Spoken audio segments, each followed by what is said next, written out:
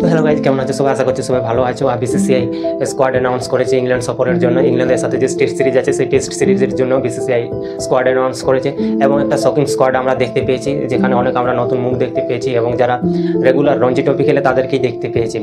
এবং শ্রেয়াস আয়ারের মতো প্লেয়ার নেই, বুমরার মতো প্লেয়ার নেই, ঋষভ পন্থের মতো প্লেয়ার নেই এই স্কোয়াডে। তো একটা শকিং স্কোয়াড ঘোষণা করা হয়েছে।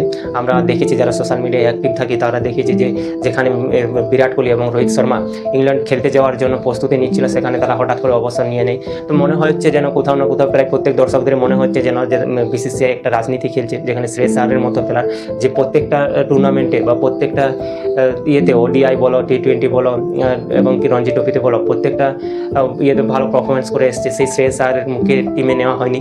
কয়েক বছর দেখেছি আমরা যেখানে ঋষভ পন্থের গ্রেড আপডেট হয়েছে, কেবলমাত্র টেস্ট ব্যাটিংয়ের কারণে ঋষভ পন্থের গ্রেড আপডেট হয়েছে, তারপরও ঋষভ পন্থকে টিমে রাখা হয়নি। তো একটা শকিং স্কোয়াড ঘোষণা হয়েছে, যেখানে সবাই ভেবেছিল যে শুভমান গিল ক্যাপ্টেন হিসাবে যাবে ইংল্যান্ডে এবং সেখানে গিয়ে ইংল্যান্ড সফরে গিয়ে সে ক্যাপ্টেন করবে, কিন্তু শুভমান গিলকে সিলেকশন করা হয়নি। তো একজন বাংলার ছেলে যে প্রায় কন্টিনিউ রঞ্জি ট্রফি খেলে, সেই বাংলার ছেলেকে সামনে রেখে দল ঘোষণা করা হয়েছে। অভিমন্যুকে ক্যাপ্টেন এবং ধ্রুব জুয়েলকে ফার্স্ট ক্যাপ্টেন রেখে স্কোয়াড ঘোষণা করা হয়েছে। তো স্কোয়াডের দিকে একবার নজর দেওয়া যাক, স্কোয়াডে কে কে আছে। স্কোয়াড নিয়ে যাবে আমাদের গম্ভীর, ইংল্যান্ডে যাবে এবং সেই স্কোয়াডে নিয়ে গিয়ে ভালো যদি ফল করতে পারে অবশ্যই ভালো ব্যাপার, কারণ প্রত্যেক প্রায় ইয়ং প্লেয়ার আছে এই স্কোয়াডে, যেখানে অনেক অভিজ্ঞতা পাবে, যারা হয়তো ম্যাচে চান্স পাত না, অনেক ম্যাচে চান্স পাত না, তারা সুযোগ পেয়েছে এই ম্যাচে।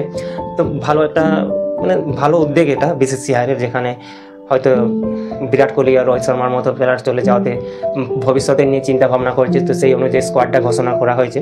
তো স্কোয়াডের দিকে একবার চোখ রাখা যাক। প্রথমেই অভিমন্যু, ধ্রুব জুয়েল ক্যাপ্টেন, ভাইস ক্যাপ্টেন ঈশান কিষানকে নিয়েছে এবং শার্দুল ঠাকুরের জন্য ভালো খবর, শার্দুল ঠাকুর ফিরে এসছে। নীতিশ কুমার রেড্ডি, জয়সওয়াল, করুণ নায়ার, মানব, ধনুষ্কোটি, মুকেশ কুমার, আকাশদীপ, হর্ষিত রানা, আনসুল, খালিল আহমদ, ঋতুরাজ গায়কোয়াড়, সরফরাজ খান, তুষার দেশপান্ডে, হর্ষ দুবে।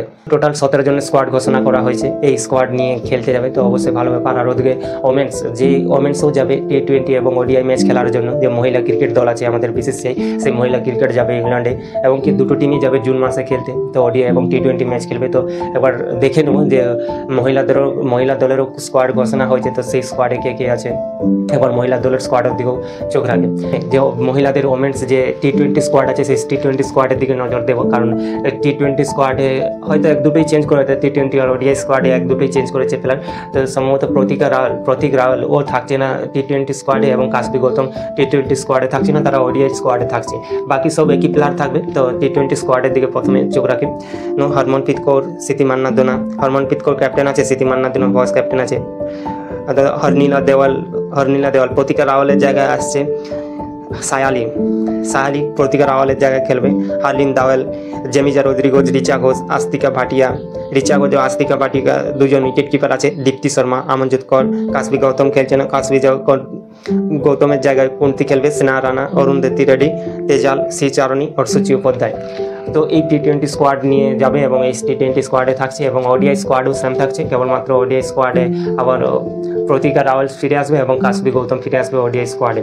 তো অবশ্যই দুটো টিমই এবং মেন্স এবং ওমেন্স ইংল্যান্ডে গিয়ে ভালো করে আসবে, এটাই আশা রাখবো। তো ভিডিওটি কেমন লাগলো কমেন্টে জানিও। ভালো লাগলে লাইক, শেয়ার, কমেন্ট।